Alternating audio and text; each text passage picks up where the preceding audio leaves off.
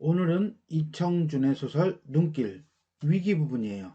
위기 부분 아내가 노모 나의 어머니에게 예전에 아들을 떠나보낼 때의 심경이 어땠는지를 계속 묻고 또 묻고 또 묻고 또 묻고 하는 장면입니다.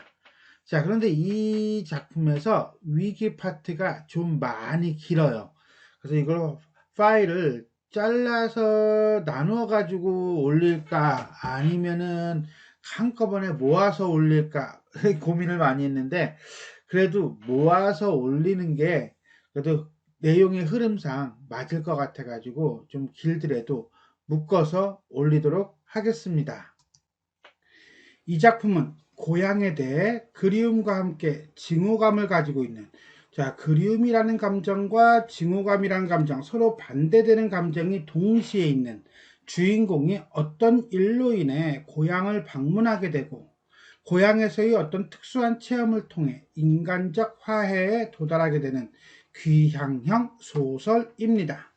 자수성가했다고 자부하는 나와 집안의 불행이나 재앙을 자신의 부덕함과 박복에다가 돌리는 어머니, 그리고 화해에 도달하게 하는 매개 인물로서의 아내를 중심으로 이야기가 전개되며, 가장 중요한 장면이 되는 잠자리에서 노모와 자신의 아내가 이야기를 나누는 부분에서 그동안 외면했던 어머니의 사랑을 뒤늦게 깨닫게 되면서 심정적으로 화해하게 되는 주제의식을 표출하고 있는 소설입니다. 이 결말 부분으로 가면은 상당히 감동적이에요.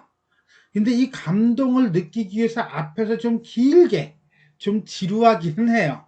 근데 마지막에 막 폭풍처럼 태풍처럼 감동이 몰아치는 그런 소설이다 라고 볼 수가 있겠습니다. 해가 훨씬 기운 다음에야 두둥 시간이 지나갔다는 얘기죠. 자, 그러면 이제 어떤 일이 일어나긴 일어나겠네, 그지? 콩밭을 가로질러 노인의 집 뒷곁으로 뜰을 들어서려다 보니 둥둥둥둥둥 짠, 아내는 결국 반갑지 않은 화제, 내가 듣고 싶지 않은 이야기. 내가 듣고 싶지 않은 이야기가 뭔데? 그렇지, 옛날 그 살던 집이죠. 집에 대한 이야기를 벌여놓고 있었다. 이 나이에 내가 살면 얼마나 더 좋은 세상을 살겠다고 속없이 세방 들이고 기와지붕을 덮자 했겠느냐. 자, 그러니까는 이 세방을 들이고 기와지붕을 고치자고 한 이유가 따로 있단 얘기죠. 그건 바로 뭐야? 집 욕심 때문이 아니라 나간 뒷일이 안 놓여서 그런다. 나간 뒷일? 내가 간 뒤의 일. 내가 어딜 가는데? 그렇지. 죽은 뒤의 일. 한마디로 장례 절차예요. 결국 이걸 통해서 어머니는 집을 고치는 것에 대한 이야기를 비로소 꺼내기 시작하는 거죠. 조금씩 조금씩 속마음을 드러내고 있다라고 보시면 됩니다. 뒷곁에서 안뜰로 발길을 돌아 나서려는데 장지문을 반쯤 열어젖힌 안방에서 노인의 말소리가 도란도란 흘러나오고 있었다. 날씨가 선선한 봄, 가을철이나 하다못해 마당의 채일은 차일이에요. 차일이 뭐냐고? 햇볕 가리는 거, 일종의. 발이죠, 발.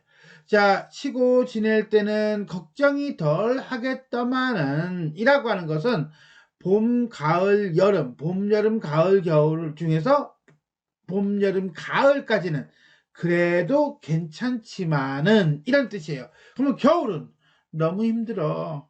오는 사람이 너무 힘들어. 그러니까 나는 겨울에는 죽지 않았으면 좋겠어. 라는 심리가 깔린 상태에서 혹 운사납게 숨이라도 깔딱 끊어져 봐라. 언제 추운 겨울에 내가 죽어봐라. 단칸방 아랫목에다 내 시신 하나 가득 내려놓으면 그 노릇 어떻게 할 것이냐. 이거는 자기가 죽고 난 다음에 자기의 시신에 대한 문제가 아니죠. 뭐야? 찾아오는 사람들에 대한 걱정이에요. 이번에도 또 그 집에 관한 이야기였다. 노인을 어떻게 위로한다는 것인가? 아, 지금 아내가 노인에게 집 얘기를 꺼낸 것은 어머니를 뭐 할 거라고, 그렇지, 위로하기 위함이다 라고 생각한 거죠. 아니면 노인의 소망을 더 이상 외면할 수 없도록 드러내버리고 싶었던 것일까? 이게 집 이야기를 꺼낸 아내의 의도일까? 라고 생각하는 거예요. 즉 어머니의 소망을 유도하려고 함인가? 답답하게 눈치만 보고 도는 내게 대한 아내의 원망은 그토록 뿌리가 깊고 지혜로웠단 말인가? 자, 이때 지혜롭다라고 하는 것은 결국 뭡니까? 답답하게 눈치만 보고 돌고 있다. 내가 누구 주의를? 어머니 주의를. 그러니까 어머니하고 나 사이는 둘 다 싫어하는 건 아닌데 답답하게 빙빙 돌기만 해. 그러니까 얘네들을 빨리 어떻게 화해시켜야겠어. 라고 하는 게 이제는 아내의 의도가 아니었겠느냐. 라는 거죠. 노인의 이야기는 아내가 거기까지 유도해낸 게 분명했다. 노인이 이제 그 아내 앞에 당신의 집에 대한 소망을 분명한 목소리로 털어놓고 있었다. 이전까지는 분명한 목소리를 내지 않았는데 지금부터는 분명한 목소리를 드러내고 있대요. 즉 어머니 노인의 말하기 방식이 바뀐 거예요. 어떻게? 나와 대화할 때는 간접적으로, 아내와 대화할 때는 직설적으로. 왜? 그건 아무래도 나보다, 자식보다는 아내, 며느리가 대하기는 조금 더 쉬웠겠죠? 그래서일 가능성이 높아요. 암튼 간에, 그리고 이제 당신의 소망에 대한 솔직한 사연, 즉 뭐야? 자신의 죽음에 대비하기 위하여 집을 고치고 싶은 이유를 말하고 있었다. 노인의 그 오랜 체념의 습관과 염치를 방패 삼아 어물어물 고비를 지나가려던 내 앞에 이거죠. 노인의 그 오랜 체념의 습관과 염치를 방패 삼아 어물어물 고비를 지나가려던 내 앞이니까는 이러한 행동을 하는 것은 누구야? 나죠. 이렇게 보면 돼요. 왜? 나는 노인에게 갚을 빚이 없어. 그러니까 노인은 소망을 드러내지 않을 것이야 라고 생각했다는 거죠. 그런데 노인의 소망이 마침내 노골적으로 드러난 것이었다. 노인의 소망은 이미 짐작하고 있기는 있었지만 모르진 않았어. 단지 어물어물 고비를 넘어가려고 했던 것뿐이야. 설마 그렇게 분명한 대목까지 만나게 될 줄은 몰랐던 것이었다. 한마디로 어머니, 노인이 생각을 드러내는 것이 이렇게 구체적으로 드러낼 것이라고 생각을 하지 못했다. 예상을 못했다. 라고 하는 거죠. 자, 여기까지 집 개축에 대한 또는 집 개축 이유에 대한 아내와 어머니의 대화가 되겠습니다. 나는 마치 마지막 희망이 무너진 느낌이었다. 마지막 희망 뭔데? 그렇지. 소망을 밝히지 않을 것이라는 소망. 그것이 무너져버리고 말았다. 하지만 그 노인의 설명에는 나에게도 마침내 분명해진 것이 있었다. 노인이 갑자기 그 집에 대한 엉뚱한 소망을 지니게 된 당신의 내력이었다. 노인은 아직도 자신의 삶을 위해서 새삼스러운 소망을 지니지 않고 한마디로 현실적인 소망은 없다는 거지요. 노인의 소망은 당신의 사후 죽고 난 뒤의 내력에 있었다. 떠돌아 들어 살아오긴 했어도 난 이 동네 사람들한테 못할 일은 한 번도 안 해보고 살아온 늙은이다. 굳은 밥 먹고 굳은 옷 입고 굳은 잠자리 속에서 말년을 보냈어도 난 이웃이나 이 동네 사람들한테 굳은 소리는 안 듣고 살아왔다. 한마디로 내가 힘들면 힘들지 남들을 서운하게 하진 않았다는 거죠. 남들에게 부담을 주면서 살진 않았다는 거예요. 이 소리가 무슨 소린고 하니 앞에서 했던 말을 한 번 더 풀어서 얘기해주고 있나요? 나 죽고 나면 그래도 이 동네 사람들 이 늙은이 주검 위에 흙 한 삽 떼장 한 장씩은 덮어주러 올 거란 말이야. 나의 명복을 빌기 위해서 그 정도는 할 거란 말이야. 그러니 손님이 얼마나 많겠어. 늙거나 젊거나 그렇게 날 들여다보아 주려 오는 사람들은 어찌할 것인가. 사람은 죽어서 고단해지는 것보다 더 고단한 것도 없는 법인데 오는 사람마다 할 수도 없고 가난하게 간 늙은이가 죽어서라도 날 들여다봐주러 오는 사람들한테 쓴 소주 한 잔이나마 대접해 보내고 싶은 게 죄가 되겠니? 이때 말하는 쓴 소주는 진짜 소주? 아니, 조촐한 음식이라도 일종의 대유법이에요. 그래서 그저 혼자서 궁리해 본 일이란다. 한 발 빼고 있죠. 기껏 할 얘기 다 해놓고 숨 끊어지는 날 바로 못에다 묻으면 바로 못 내다 묻으면 미안해요. 숨 끊어지는 날 바로 못 내다 묻으면 죽음하고 산 사람들이 이 방 하나뿐 아니냐. 너무 좁아. 시체하고 같이 지낼 수 있지는 않지 않느냐. 먼 데서 온 너그들도 그렇고. 자, 이거죠. 다른 사람들보다도 너그들, 즉 자식들과 자식 마누라와 그 다음에 손자들과 이 자식에 대한 배려죠. 어찌 보면 이게 궁극적인 이유가 될 수도 있겠네요. 그래서 꼭 찬바람이나 맞고 궁둥이 붙여 앉을 방 한 칸만 어떻게 늘려봤으면 했더라마는 그게 어디 마음 같은 일이더냐. 이도 저도 다 늙고 속 없는 늙은이 노만 낄 터이지. 자, 완전히 발을 뺍니다. 그죠? 왜? 더 얘기했다간 선을 넘을 것 같아서. 즉 아들에게 부담을 주지 않으려는 거죠. 그걸 통한 체념이에요. 노인의 소망은 바로 당신의 죽음에 대한 대비에서 비롯된 것이었다. 여기까지 두 번째 센텐스인가요? 집 개축의 이유를 구체적으로 말하는 어머니, 뭡니까? 사후죠. 사후에 있을 일에 대한 얘기를 하고 있다라고 보시면 되겠습니다. 자, 여기서 우리는 어머니의 말하기 방식이에요. 말하기 방식을 보면은 자, 어떻게 돼 있어요? 찬바람이나 맞고 블라블라 했으면 어디 마음 같은 일이냐 라고 해서 이전에서는 나하고 대화할 때는 소망을 우회적으로 말하던 어머니가 아내와의 대화에서는 직설적으로 밝히고 있습니다. 이처럼 어머니가 상대에 따라 말하기 방식을 바꾼 이유는 아무래도 며느리에게 말하는 것이 어머니 입장에서는 부담감이 적기 때문일 것이다 라고 보시면 되겠습니다. 알만한 노릇이었다. 살림이 망하고 옛날 살던 동네를 나와 떠돌기 시작하면서 언제나 당신의 죽음에 대한 대비를 게을리해오지 않던 노인이었다. 왜? 너무 힘들어. 너무 사는 게 힘들어. 그래서 차라리 죽는 게 나을 것 같아. 라고 하면서 죽음에 대한 어떤 순종적, 운명적 태도가 은근히 배이기 시작했다는 거예요. 양지, 동네 뒷산 양지 바른 언덕에다 마을 영감 한 분에게 당신의 집터를 그렇게, 자, 집터래, 무덤이 아니고, 얻어놓고 겨울철에 날씨가 좋으면 그곳에 찾아가 햇볕바라기를 하다가 내려온다던 노인이었다. 결국 여기서는 우리는 이걸 봐야 할 것 같아요. 현실이 살기 힘들다고 죽을래 하는 게 그 죽는 게 단순히 그냥 뭐 좌절과 도피 이런 거라기보다는 집으로 돌아간다라고 보는 거야. 즉 무덤을 안락한 집처럼 받아들인다는 것은 죽음이라고 하는 것 자체를 안락하게 받아들이고 있다라는 것을 알 수가 있습니다. 노인은 이제 당신의 죽음의 마지막 준비를 서두르고 있는 것이었다. 나는 더 노인의 이야기를 엿듣고 있을 수가 없었다. 여기서 어땀이 쫓았을 것 같아요. 엿듣고예요.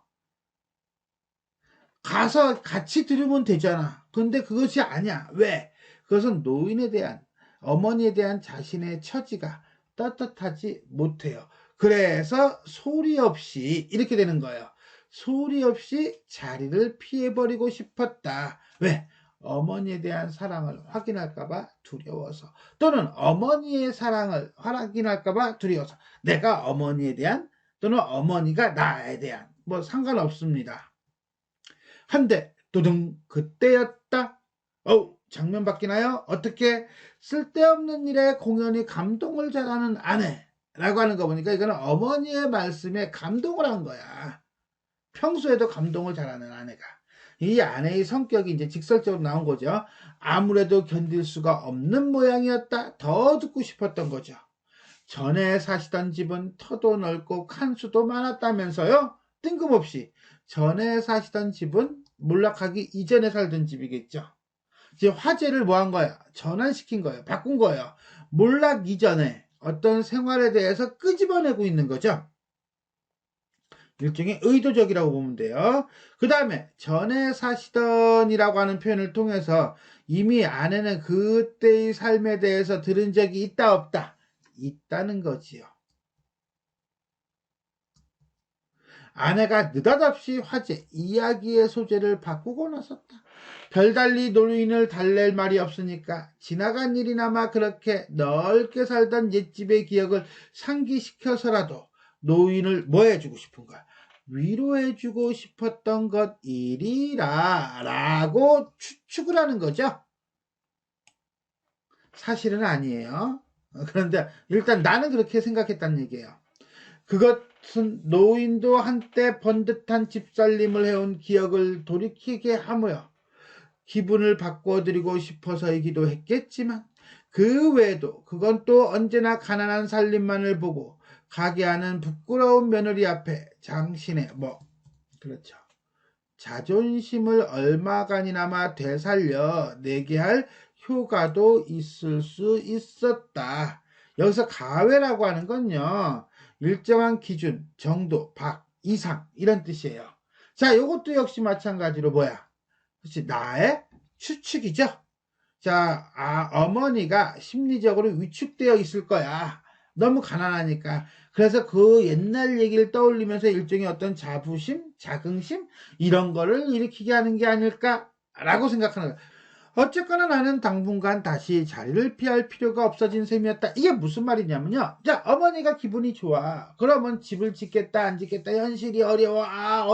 나는 죽는 게 나을 것 같아. 이런 내가 듣기 싫어하는 얘기를 어머니는 하지는 않을 거야. 왜? 옛날 얘기를 하니까. 이거죠. 즉, 나가 듣기 거북해하는 내용이 언급될 가능성이 없어진 거예요. 그러면 굳이 자리를 피해 안 피해?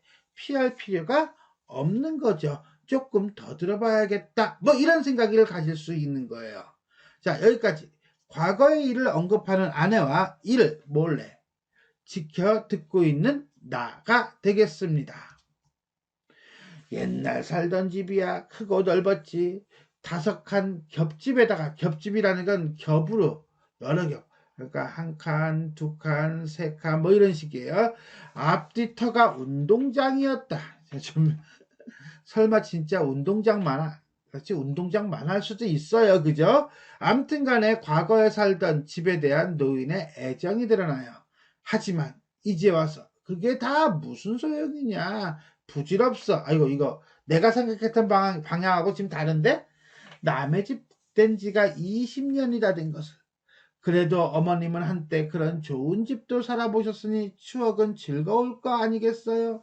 이 집이 답답하고 짜증나실 때, 어때? 현실이 불만족스러울 때, 그런 기억이라도 되살려 보세요. 잠깐. 이렇게 답답하고 짜증날 때? 이런 말은 안 하는 게 좋지. 위로할 거라면. 오히려 현재 더 짜증을 불러일으키는 거 아니겠어요? 어찌 본다면 과거를 떠올려서 노인을 위로하는 것이 아니라 과거를 떠올려서 현재를 더 불만스럽게 하는 거가 아닌가? 이런 생각을 가질 수가 있을 것 같습니다. 기억이나 되살려서 어디다 쓰게야 아무 소용없어. 후회, 한탄, 회한의 표현이죠. 새록새록 옛날 생각이 되살아나다 보면 그렇지 않아도 심사가 어지러운 것을 더 힘들어. 그래서 기억 안 할래? 이라는 거예요.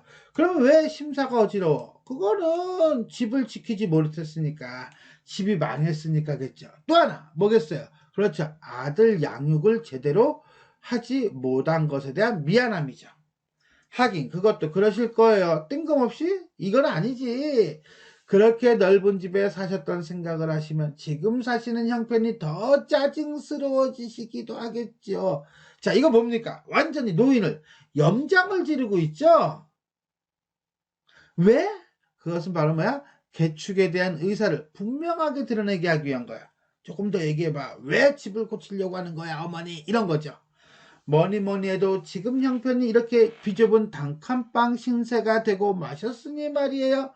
자극하고 있는 거죠. 와, 이거 진짜 심하다. 막 긁어.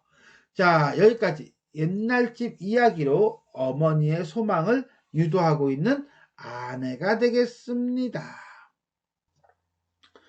노인과 아내는 잠시 그렇게 위로인지 넋두리인지 분간이 가지 않는 소리들을 주고받고 있었다.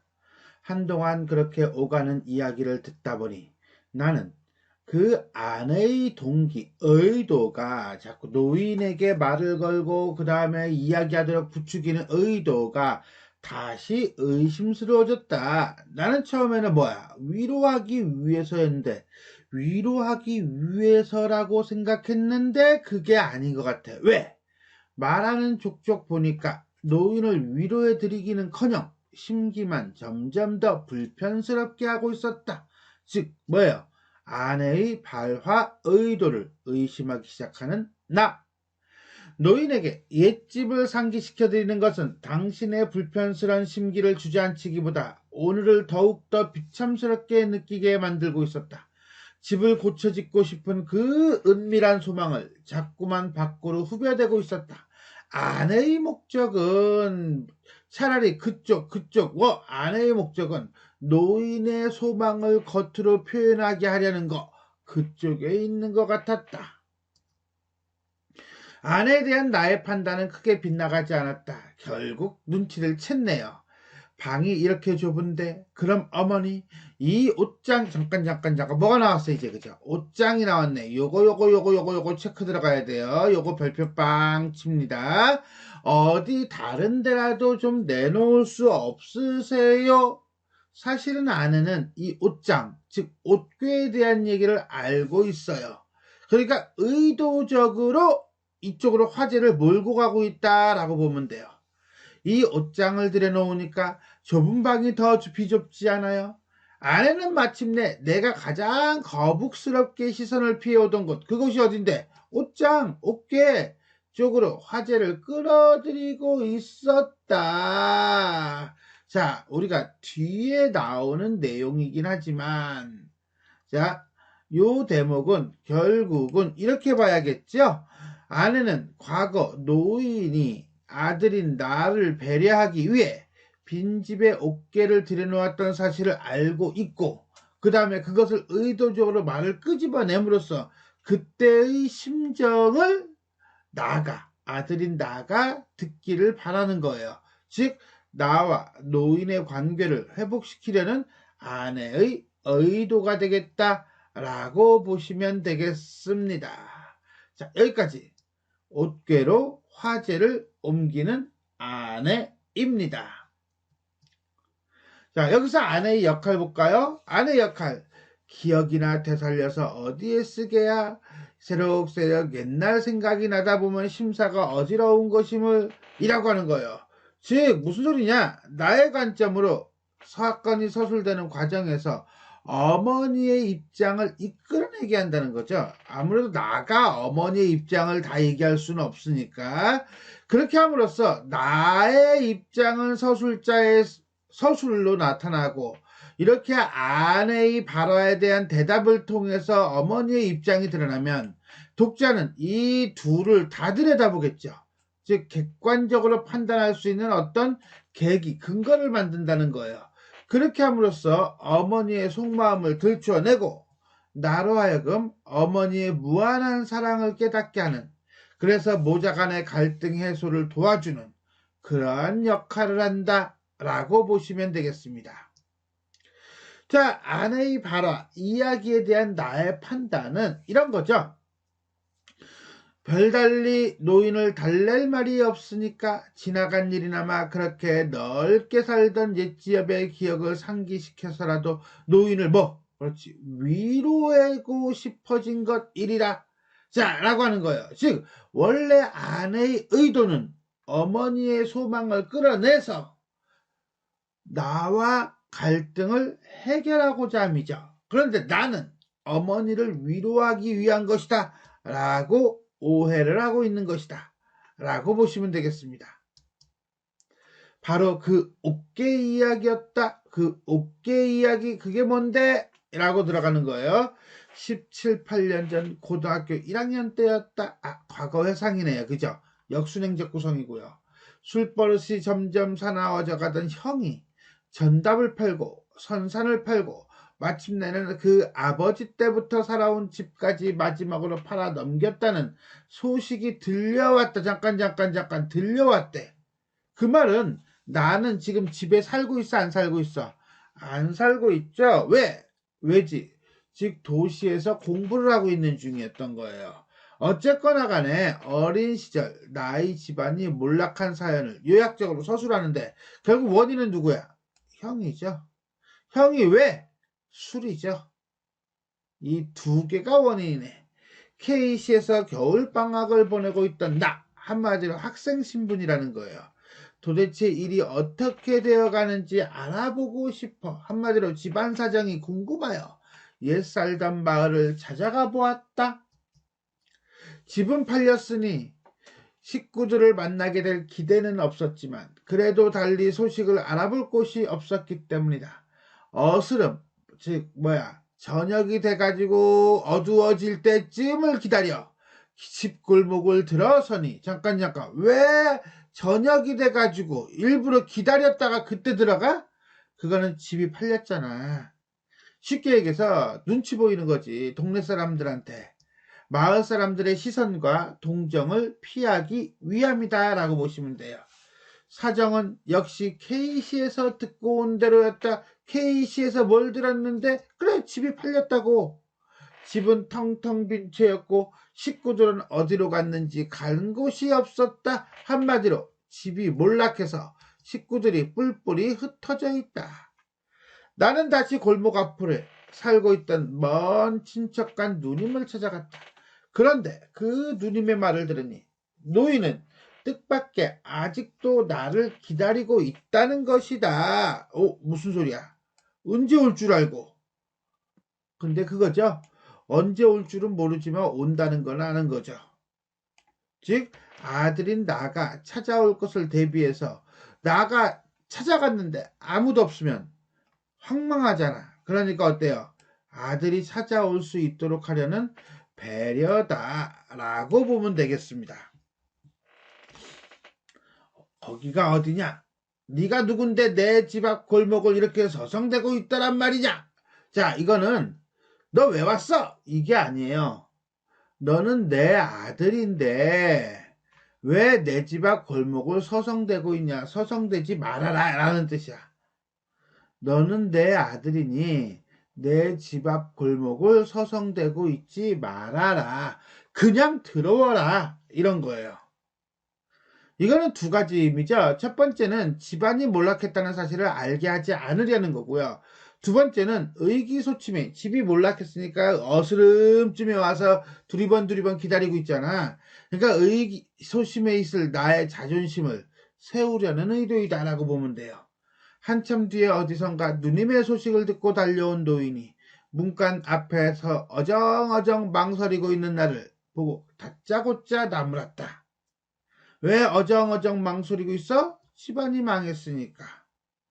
행여나 싶은 마음, 요거 자꾸 놓치기던데, 요거 챙길까요? 사실은 별거 중요한 거 아닌데, 근데 자꾸 놓치더라고, 일치불일치해서. 자, 요거는 혹시 집안이 몰락하지 않았을까? 뭐 이런 거예요. 그러한 기대감에 노인을 따라 문간으로 들어갔으나 왜 내 집 앞이라고 그랬거든. 집이 팔린 것은 분명해 보였다. 자, 여기 팔린 집을 찾아와 어머니를 만나는 나의 모습이 되겠습니다. 그날 밤 노인은 옛날과 똑같이 저녁을 지어내어 왔고 왜 마치 집이 팔리지 않은 것 같은 느낌적인 느낌과 그 다음에 대응을 통해서 나에 대한 어떤 편안함을 주게 하는 배려심이죠. 그날 밤을 거기서 함께 지냈다. 그리고 이튿날 새벽 일찍 K시로 나를 되돌려 보냈다. 한마디로 정거장까지 나를 배웅했다. 나중에야 한 일이지만 노인은 그렇게 나에게 저녁밥 한 끼를 지어 먹이고 마지막 밤을 함께 지내게 해주고 싶어서 아들을 향한 사랑, 배려, 새 주인, 한마디로 이번에 집을 산 새 주인에게 양해를 얻어 그렇게 나를 혼자서 기다리고 있었다고 한다. 왜? 그것은 밤을 함께 지내고 싶어서. 자, 아들과 집에서 마지막 밤을 지내고 싶은 노인의 소망과 정성이 뭐뭐라 한다, 뭐뭐 했다 라는 식으로 간접 인용 형식을 통해서 전개되고 있습니다. 언젠가 내가 다녀갈 때까지 하룻밤만이라도 내게 옛집의 모습과 옛날 같은 분위기 속에서 마음 편히 눈을 붙이고 가게 해주고 싶어서였을 것이다. 결국은 이 옷개와 이불과 옷개가 갖는 의미는 노인의 사랑과 배려죠. 아무리 그렇더라도 문간을 들어설 때부터 썰렁한 집안 분위기는 이사를 나간 빈집이 분명하지만 왜? 나는 이미 집이 몰락했다는 것을 알고 있어. 어머니의 의도대로 안 된 거야. 헌데도 노인은 그때까지 매일같이 그 빈집을 드나들며 먼지를 털고 걸레질을 해왔던 것이다. 왜? 아들에게 집이 팔렸다는 사실을 알리고 싶지 않아서죠. 결국 아들이 실망하지 않게 하려는 노력이라고 보면 돼요. 그리고 그때 노인은 아직 집을 지켜오는 흔적으로 안방 한쪽에다가 그렇지 좀 전에 얘기했던 이불과 옷개 하나를 예전대로 그대로 남겨두고 있었다. 왜? 자, 그것은 결국 뭐야? 집이 팔렸다는 사실을 알지 못하게 함으로써 아들에 대한 배려를 보여주고 싶은 거죠. 자, 그런 점에서 본다면 걸레질, 이불, 옷개 같은 것은 아들에 대한 노인의 사랑과 애정을 드러내는 행동과 소재이다라고 보시면 돼요. 아무튼 간에 이튿날 K씨로 다시 길을 나설 때야 비로소 집이 팔린 사실을 분명히 해온 노인의 심정, 이제는 알려준 거죠. 알려주면서 그때의 심정은 뭔데? 라고 한다면 집을 지키지 못한 자책감과 그 다음에 나에 대한 미안함 정도로 보시면 되겠어요. 그날 밤 그 옷개 한 가지로나마 옛집의 분위기를 되살려 내 괴로운 잠자리를 위로하고 싶었음이 분명한 물건이었다. 그런 점에서 본다면 나도 이 노인 어머니의 의도를 알고 있다라고 봐야겠지요. 그런 내력이 숨겨져 온 옷개야. 그래서 나는 찜찜해 안 찜찜해? 찜찜해. 그것만 보면 자꾸 신경이 쓰여. 한마디로 꺼림칙해 라고 얘기하는 겁니다. 자, 여기까지 팔린 집에서 아들을 기다리는 어머니와 팔린 집에 남아있는 옷개의 내력이 되겠습니다. 떠돌이 살림에 다른 가재 도구가 없어서도 그랬겠지만 한마디로 집이 쫄딱 망했잖아. 그러니까 챙기고 자시고 할 것도 없었다는 거죠. 더더군다나 다른 가재 도구가 없다는 건 아주 힘든 삶을 살았구나 라는 것을 알 수가 있겠고요. 이 20년 가까이를 노인이 한사코 함께 간직해온 옷개였다 라고 하는 걸로 볼 때 이 옷개라고 하는 것은 기본적으로 부유했던 삶에 대한 추억이면서 노인의 마지막 자존심이라고 볼 수가 있겠네요. 그만큼 또 나를 언제나 불편스럽게 만들어 온 물건이었다. 무엇이? 옷개가. 자, 노인에게 있어서 옷개는 지난 삶에 대한 추억이요 자존심이라고 한다면 나에게 있어서의 옷개는 어머니의 사랑을 되새기게 하는 물건이면서 또 집안의 몰락이라는 과거를 떠올리게 하는 매개네. 그러니까 이 옷개를 바라보는 노인의 입장과 나의 입장이 상반되고 있다라고 볼 수가 있겠습니다. 노인에게 빚이 없음을 몇 번씩 스스로 다짐하고 있다가도 그 옷개만 보면 무슨 액면가 없는 빈문서를 만난 듯 액면가 없는 빈문서, 그러니까 한도가 없어. 무한도야. 한마디로 무한한, 따뜻하고 무한한 어머니의 사랑을 만난 듯 기분이 새삼 꺼림칙스러워지곤 하던 물건이었다. 이번에도 물론 마찬가지였다. 노인의 방에 들어서는 순간에 벌써 기분을 불편스럽게 오던 옷개였던 것이 아니었던가? 그렇다면 이 옷개는 나로 하여금 껄끄러움을 느끼게 하는 그런 거야. 그러니까 시골에 내려왔는데 옷개가 있는 거야. 아우, 저기 있어. 나 올라갈래. 이렇게 되는 거죠.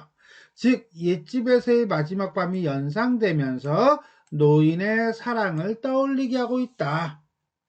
그리고 끝내는 이틀 밤을 못 넘기고 길을 다시 되돌아갈 작정을 내리게 한 것도 알고 보면 바로 그 옥괴의 허물이 컸을런지 모른다. 아내도 물론 그 옥괴에 관한 내력을 내게서 들을 만큼 듣고 있었다. 결국은 이 옥괴에 대한 내력이라고 하는 것은 노인이 나를 위해 빈집에 옥괴를 남기고 기다렸던 거죠. 그리고 그걸 알고 있는 여자라면 그 옥괴에 관한 나의 기분도 짐작을 못할 그녀가 아니었다. 아내는 일부러 옥괴 이야기를 꺼내고 있음이 분명했다라고 내가 확신을 하고 있는 거죠. 더욱이 내가 바깥에서 두 사람의 이야기를 엿듣고 있는 걸 알고서 그랬을 수도 있었다. 여기까지를 한 센텐스로 본다면 과거를 연상시켜 나를 불편하게 만드는 옥괴. 나는 어느새 코 속을 후벼대는 못된 버릇이 되살아날 만큼 습관인가 봐. 어떤 습관? 긴장을 했을 때 코 속을 후벼대는 그런 버릇이 있었나 보죠? 긴장하고 있었다. 생각지도 않았던 곳에서 갑자기 묵은 빈문서가 뭔데? 오케이. 아니 뭐 노인의 사랑. 이것은 결국 내가 노인을 부양해야 할 의무가 툭 튀어나올 것 같은 조마조마한 기분이었다. 노인이 치사하게 그 묵은 빈문서로 나를 궁지에 몰아넣으려고 덤빌 수도 있었던 것이었다. 이거 뭐야? 트라우마지? 일종의 피해의식이죠? 그래 보라지. 누가 뭐래도 내겐 절대로 빚진 게 없으니까 누가 뭐래도 내겐 절대로 빚진 게 없어. 왜? 나는 가난한 어린 시절부터 바로 서울로 올라가서 자수성가했으니까. 어머니가 나를 도와준 적이 없으니까. 그래 본들 없는 빚이 생길 리가 있으려고. 자, 이거는 계속 빚이 없다, 빚이 생길 리가 있겠는가 반복하는 건 왜 그런 거야? 나름대로 어떤 껄끄러움, 즉 어머니의 무한한 사랑을 인식하고 있다라고 볼 수도 있어요. 나는 거의 기구를 들이운 듯 눈을 감고 기다렸다. 이때 말하는 기구, 한자로 쓰면 이렇게 쓰고요. 원하는 바가 실현되도록 빌고 바라다 라는 뜻이에요. 그러니까 이런 거는 우리가 실수하기 쉬운 단어니까 챙깁니다. 결국 옥괴에 대해 더 이상 언급하지 않기를 바라는 마음이 되겠죠. 하지만 다행스러운 것은 아직도 그 무심스러워 보이기만 한 노인의 대꾸였다. 옥괴를 대놓으면 내 몸에 걸칠 옷까지는 다 어디다 간수하겠느냐. 옥괴에 담긴 어떤 사랑이라든가 이런 거를 얘기하지 않고 옷에 걸칠 옷가지를 담을 곳이 없다라고 하는 옥괴의 어떤 실용적인 가치만을 이야기하고 있어요. 사실은 노인이 옛날 일을 다 잊었어? 그건 아닌데 왜인지 모르게 속마음을 드러내지 않으려는 거죠. 어디다 따로 내놓을 때가 있는 것도 아니지만 그걸 어디다 내놓을 때가 생긴다고 해도 그것 말고는 옷가지 나부랑이를 간수해둘 때는 있어야 할 거 아니겠느냐. 역시 속마음을 드러내지 않고 있어요. 여기까지.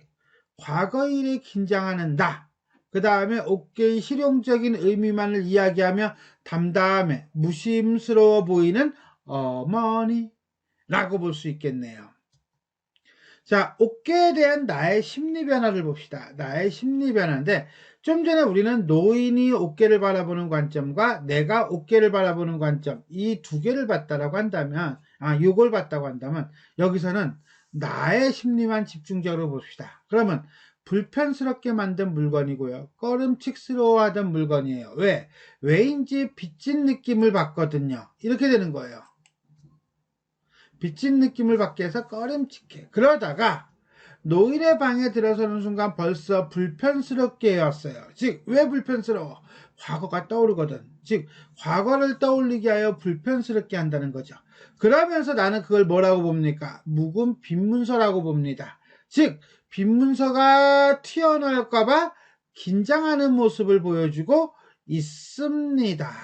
자, 꺼림칙함, 불편함, 긴장함, 이런 형태로 심리가 변하고 있네요. 알고 그러는지 모르고 그러는지 노인은 그리 옥괴 쪽에는 신경을 쓰고 있는 것 같진 않았다. 옷이야 어떻게 못을 박아 걸더라도 사람이 우선 발이라도 좀 뻗고 누울 자리가 있어야 하잖아요. 이건 아내가 하는 말이에요. 이건 뭐 사람보다도 옷장을 모시는 꼴이지 뭐예요. 사람 편하자고 하는 건데 오히려 옷장을 모시느라고 힘들지 않아요. 한마디로 뭡니까? 주객전도. 아내는 거의 억지를 부리고 있었다. 옥계에 대한 노인의 집착심을 시험해보기 위한 수작임이 분명했다. 자, 수작이라는 말은 우리가 낮춤 표현이죠. 즉 아내의 짐심을 일부러 낮추고자 하는 심리예요. 자, 여기까지는 옥계에 대한 아내의 억지 주장이 되겠습니다. 하지만 노인의 반응은 여전히 의연했다. 그건 네가 모르는 소리다. 그 옥계라도 하나 없으면 이 집을 누가 사람 사는 집이라고 할 수 있겠냐. 사람 사는 집 흔적으로라도 그건 집안에 지녀야 할 물건이야. 어머님은 아마 저 옷장에 그럴 만한 사연이 있으신가 봐요. 시집 오실 때 해오신 건가요? 은근슬쩍 옥계에 대한 구체적인 언급을 어머니가 하기를 바라는 거죠. 옥계 이야기를 직접 들으려고 하는 거예요. 노인의 나이가 너무 높다 보니 아내는 때로 그 노인 앞에서 손주딸처럼 버릇이 없어지기도 했지만 이번에는 숙제 장난기 한 가지였다. 내력은 무슨? 노인은 이제 그것으로 그만 입을 다물어 버리고 말았다. 옥계 이야기는 더 이상 들추고 싶지 않은 모양이었다. 왜? 두 가지죠. 첫 번째는 집이 몰락한 거야. 즉 집을 지키지 못한 부끄러움이죠. 두 번째는 아들에게 부담을 주기 싫어하는 마음이에요. 그러면서 옥계에 대한 언급을 최대한 안 하려고 한다. 여기까지 옥계의 내력을 언급하지 않으려는 어머니. 하지만 아내 쪽도 그쯤 호락호락 물러설 여자가 아니었다.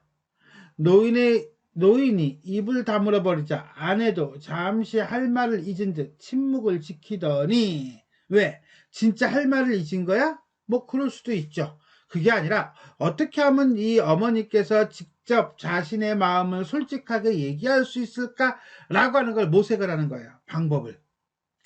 이윽곤 다시 새판제비 공세를 펴기 시작했다. 새판제비 다시 뭐 이런 뜻이에요. 새로 판을 벌리듯이 뭐 이런 거거든요. 하긴 어쨌거나 어머니 마음이 편하지 못하시겠어요. 뭐니 해도 옛날에 사시던 집을 지켜오시는 게 제일 좋으셨을 텐데 말이에요. 도대체 그 집은 어떻게 팔리게 되었어요? 몰라서 묻는 거야? 아는 거죠. 알지만 이것은 어머니의 어떤 사랑을 한 번 더 끄집어내려고 하는 거야. 왜? 궁금해서? 아니, 나와 어머니의 관계를 회복시키려고 라고 볼 수가 있겠네요. 다시 그 집 얘기였다. 그 역시 모르고 묻는 소리가 아니었다. 아내는 그 옥계의 내력과 함께 집이 팔리게 된 사정에 대해서도 모두 알고 있었다. 되게 의문스럽네요. 하면서도 그녀는 다시 노인에게 그것을 되풀이시키려고 하고 있었다. 옥계를 구실로 그 노인의 소망, 그것이 바로 뭡니까? 과거 이야기. 그녀 나름의 노력의 연장이었다. 끈질기게 어머니의 소망을 유도하려는 아내의 모습이 되겠습니다. 하지만 노인의 태도도 아직은 아내에 못지않게 끈질긴 데가 있었다. 잠깐 여기서 우리는 아직은이라고 하는 단어, 이거는 나중에는 뒤집어진다 안 뒤집어진다. 뒤집어진다는 거죠. 그러니까 일종의 복선이라고 볼 수도 있어요. 집이 어떻게 팔리기든 안 팔아도 좋은 집을 장난삼아 팔았겠느냐? 어쩔 수 없이 팔았단 얘기죠. 내 집진이고 살 팔자가 못돼 그런 거지. 이게 큰아들 탓이 아니야. 팔자 탓이야. 한마디로 순응적이고 체념적인 태도예요. 알고도 묻는 소리를 노인은 또 노인대로 내력을 얼버무리려고 하였다. 그래도 사정은 있을 게 아니에요. 그 집 지을 때 돌아가신 아버님이 몹시 고생하셨다던데요. 라고 하는 거 보니까 그 집의 내력에 대해서는 아내는 이미 알아 몰라. 알고 있죠. 알고 있으면서도 모르는 척하고 묻는 거지요. 집이야 참 어렵게 장만한 집이었지요.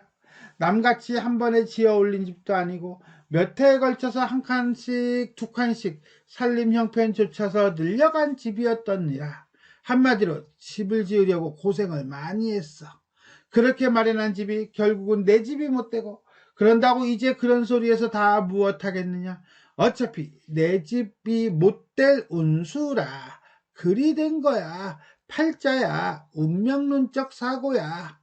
이런 소리 곱씹는다고 팔려간 집이 다시 내 집이 되어 돌아올 것도 아니고.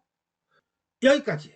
자, 여기까지는 과거에 대해 이야기하기를 꺼리는 어머니 정도로 보시면 되겠습니다.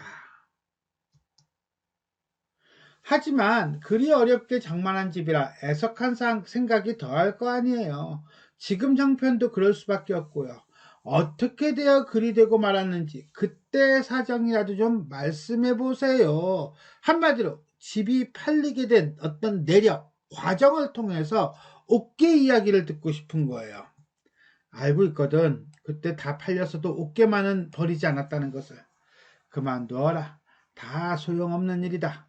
이제는 그럭저럭 세월이 흘러서 기억도 많이 희미해진 일이고, 한사코 이야기를 피하려는 노인에게 아내는 마침내 마지막 수단을 동원하고 있었다. 이 마지막 수단이라고 하는 것은 자신의 의도를 직설적으로 드러냄으로써 이야기의 어떤 새로운 국면으로 접어들게 될 것을 암시하고 있다 라고 보시면 되겠네요. 좋아요. 어머니께서는 아마 지난 일로 저까지 공연히 속을 상하게 할까봐 그러시는 모양인데, 그래도 별로 소용없으세요. 왜? 그거는 알고 있어요. 뭐 이런 거죠. 근데 그것보다도 며느리와 시어머니 사이에 공유하지 않은 사실, 공연히 속을 상하게 할까봐 이야기를 안 하시는 것 같은데, 이런 뜻이니까 공유하지 않은 사실이 많음을 알 수 있다는 거야. 저도 사실은 어떤 이야기, 집을 팔게 된 사정을 대강 들어서 다 알고 있어요. 얘기를 들어 누구한테서? 노인이 비로소 조금 놀라는 어떤 눈치였다. 뭐 이렇게 보시면 돼요. 얼굴에 나는 기미가 아닙니다. 그야 물론 저 사람한테서지요 하는 거 보니까 저 사람이라는 표현이에요. 이 저 사람이라는 이 표현을 통해서 아내는 나가 밖에 있음을 알고 있는 거죠. 노인의 물음에 대해 아내가 대답했다. 눈에는 보이지 않았지만 밖에서 엿듣고 있는 나를 지목한 말투가 분명했다. 짐작대로 그녀는 벌써부터 내가 밖에서 엿듣고 있는 낌새를 알아차리고 있었음이 분명했다. 자, 여기까지. 한사코 이야기하기를 꺼려하는 어머니에게, 노인에게 마지막 수단을 동원하는 장면이 되겠습니다. 제가 알고 있는 건 그 집을 팔게 된 사정만도 아니에요. 어머니께서 저 사람한테 그 팔려간 집에서 마지막 밤을 지내게 해주신 일도 모두 알고 있단 말이에요. 모른 척하고 있기는 했지만 저 옷장 말씀이에요. 그날 밤에도 어머님은 저 헌 옷장 하나를 집 안에다가 아직 남겨두고 계셨더라면서요. 자, 핵심을 확 찌르는 거죠. 여태까지는 빙빙 돌려가면서 어머니가 얘기해 주길 바랬는데, 이제는 이 옷장 하나 남겨두고 있다라든가 아니면 모두 다 알고 있다라든가, 특히 이 부분은 어때요? 이야기의 핵심을 전곡으로 찌르듯 직설적으로 말하고 있다라고 보시면 돼요. 아직도 저 사람한텐 어머님이 거기서 살고 계신 것처럼 보이시려고 말씀이에요 라고 하면서 어떤 나의 괴로움을 위로하려는 어머니의 사랑을 구체적으로 얘기하고 있네요. 아내는 차츰 목소리가 떨려 나오고 있었다. 왜 목소리가 떨려? 추워서? 아니죠. 안타까움이죠. 그렇다면 어머니, 이제 좀 속 시원히 말씀해보세요. 어떻게? 허심탄회하게 말씀해보세요. 혼자서 참아 넘기려고만 하지 마시고 말씀이라도 하셔서 속을 후련히 털어놔 보시란 말이에요. 저희는 어머님 자식 아닙니까? 자식들한테까지 어머님은 어째서 그렇게 말씀을 참아 넘기려고만 하세요? 아내의 어조는 거의 울먹임에 가까웠다. 최고조죠. 클라이막스야. 그런데 노인도 이제 어찌할 수가 없는지 묵묵히 대꾸가 없었다. 나는 온통 입안의 침이 다 마르고 있었다. 왜? 초조함이죠. 노인의 대꾸가 어떻게 나올지 숨도 못 쉰 채 이때 당신의 2인칭 대명사가 아닙니다. 3인칭 대명사죠. 누구를 가리키는 말이에요? 그렇죠. 노인을 가리키는 말이죠. 당신의 다음 말만은 기다리고 있었다. 하지만 그 아내나 나이 조바심하고는 아랑곳 없이 노인은 끝내 내 심기를 흩뜨리지 않았다. 그래. 그 아그도 어떻게 그날 밤 일을 잊지 않고 있더냐? 호기심이에요, 일종의. 그래요. 그리고 그날 밤 어머님은 저 사람이 집에도 못 들어가고 서성대고 있으려니까 그 집이 아직 안 팔린 것처럼 저 사람을 안으로 데려다가 저녁까지 한 끼 지어 먹으셨다면서요. 다 알고 있네. 근데 왜 물어봐? 그럼 됐구나. 다 알고 있는데 뭐야? 아들이 내 마음을 알아주고 있네. 그러니까 더 이상 물어볼 것도 없고 얘기할 것도 없고 아쉬운 것도 없는 거야.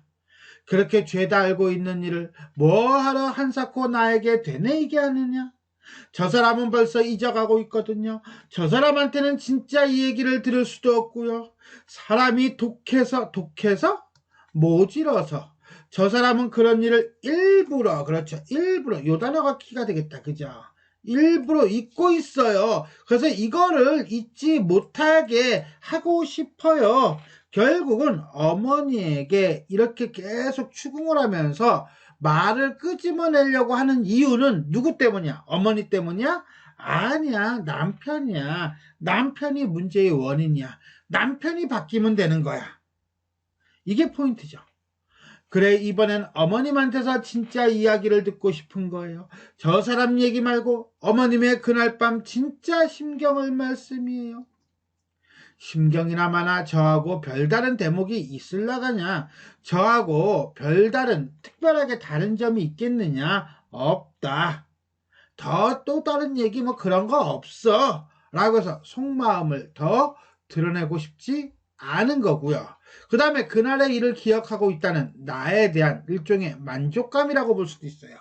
사세 부득해서 일의 형세가 어찌할 수 없어서 팔았다고는 하지만, 그러니까 이 사세부득은 가난일 거야. 아직은 그래도 내 발길이 끊이지 않은 집인데 그 집 놔두고 그 아그가 그래 발길을 주춤주춤 어정대고 있더구나. 그래서 불렀지 뭐. 내가 도와줄 것도 없고 뭐. 이거죠? 즉 어머니의 어떤 회한, 후회와 한스러움이 담겨 있다라고 보시면 돼요.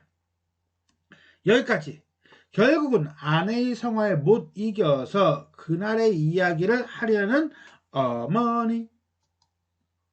자, 아내의 발화 방식이 바뀌어요. 이야기 방식이.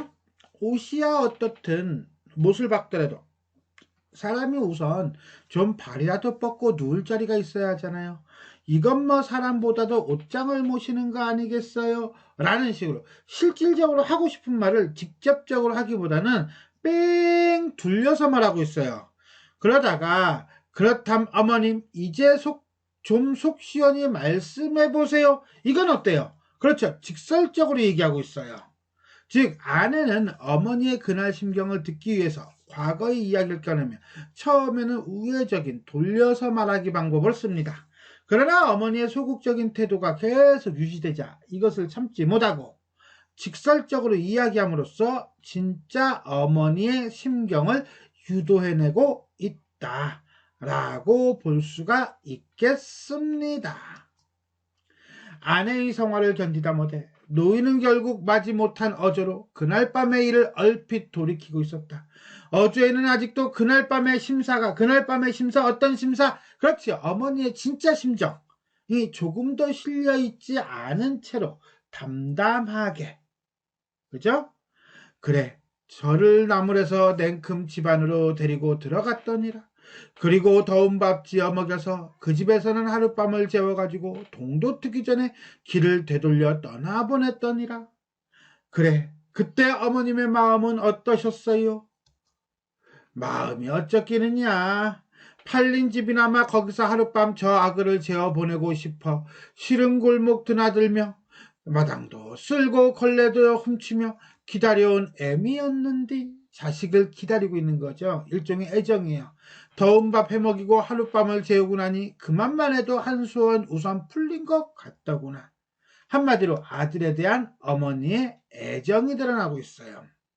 자, 이러한 어머니의 태도는 속마음을 드러내지 않고 담담한 어조로 표현하고 있어요. 이건 결국 뭡니까? 그렇죠. 아들에게 부담을 주지 않으려는 표현이라고 보시면 돼요. 이러한 모습을 통해 자식에 대한 헌신적이고 전통적인 어머니의 모습이 드러나고 있다라고 볼 수도 있겠습니다. 그래, 어머님은 흡족한 기분으로 아들을 떠나보내셨단 말씀이시군요. 자, 흡족한 기분, 한시름 놨다고 하니까 흡족한 기분이었냐? 라고 하는 거예요. 사실은 흡족했겠어요? 그러진 않죠. 그런데 이 단어를 씀으로써 한마디로 어머니를 긋고 있는 거야. 그죠? 그러면서 밖에 있는, 엿듣고 있는 나에게 깨달음을 유도하고 싶은 거예요. 하지만 정말로 그러실 수가 있었을까요? 진짜 흡족한 기분이었을까요? 떠보는 거죠. 어머님은 정말로 그렇게 흡족한 마음으로 아들을 떠나보내실 수가 있었을까 말씀이에요. 아들은 다시 학교로 돌아가는 길이었다 치더라도 어머님 자신은 그때 변변한 거처 하나 마련해 두지 못하셨을 처지의 말씀이에요. 왜?